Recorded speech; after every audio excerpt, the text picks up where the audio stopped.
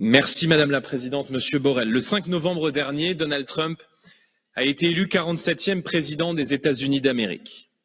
Par son patriotisme, par son volontarisme, Donald Trump incarne la promesse de défendre l'Amérique d'à mort. C'est probablement un choc ici pour la Commission européenne, mais c'est pourtant le devoir premier que les peuples confient à leurs dirigeants dans l'intégralité des pays du monde.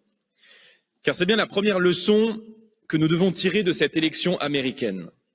La vocation de l'Europe n'est pas de venir au secours des autres, mais de prendre soin des nations qui la composent et de défendre leurs intérêts en priorité. La deuxième leçon, c'est que l'Europe court le risque d'aggraver son retard par rapport aux États-Unis.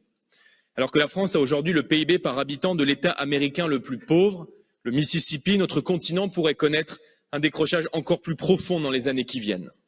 Pourquoi? Les États-Unis prévoient de se protéger face à la concurrence déloyale, de faire confiance aux entreprises, aux entrepreneurs en diminuant la fiscalité, les réglementations et les normes. Pendant ce temps, l'écologie punitive et l'idéologie décroissante règnent à la Commission de Bruxelles et dans les couloirs de ce Parlement. Elles plongent notre continent dans l'obscurité, gâchent nos atouts et entravent nos talents. On pourrait ainsi résumer la situation. Les États-Unis se protègent, l'Europe se laisse faire. Les États-Unis libèrent, l'Europe taxe. Les États-Unis innovent, l'Europe réglemente. Les États-Unis ont Elon Musk, l'Europe a Thierry Breton.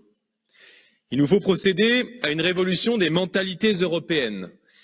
Et il faut le faire vite, en s'appuyant sur les identités nationales, sur le soutien au nucléaire, à l'innovation, aux entreprises, sur le respect du passé et la croyance dans l'avenir.